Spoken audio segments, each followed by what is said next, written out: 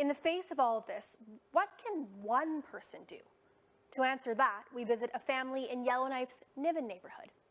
A wood stove is all it takes to heat Andrew Robinson's home.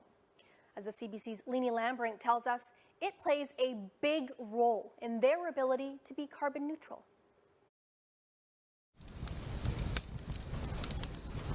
At first, Andrew Robinson didn't think a wood stove would be enough. We thought we would have to put in a fancy pellet boiler and all this in-floor heating, and it was going to be super expensive. In the end, when we made things a bit smaller and more insulated and airtight, it works really well. The outer walls of the home are several inches thick. In fact, there are 2 walls on the outside with a layer of insulation in between. Robinson started building the home 7 years ago with a friend.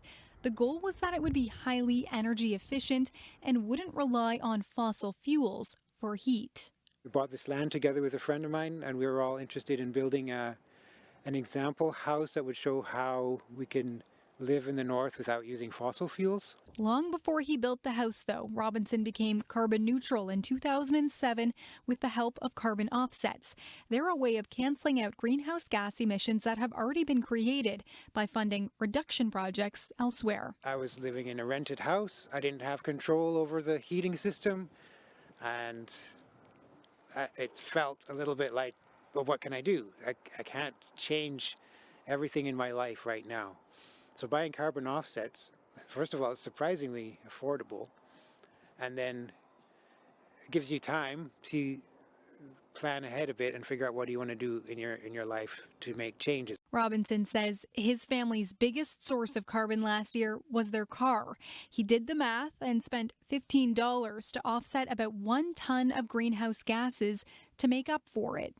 He's taken a lot of responsibility for his carbon footprint, but William Gagnon, a Yellowknife-based researcher at McGill University who is at COP26 right now, says putting the burden on consumers is not the solution. I don't think it's up to individuals to change, because if we always did the right thing, if we didn't fly, if we used reusable straws, it would just be so much work, and it's not fun, right? We need to continue living. So I think we need to look into systemic changes. And I would also add, it's not entirely fair to try to ask one person to get rid of all the fossil fuels in their life. You're not in charge of everything that's in your life. Industry is also a key player in the fight against climate change. And because industry is regulated by the government, Robinson says society collectively is responsible for policy changes. Leanie Lambrink, CBC News, Yellowknife.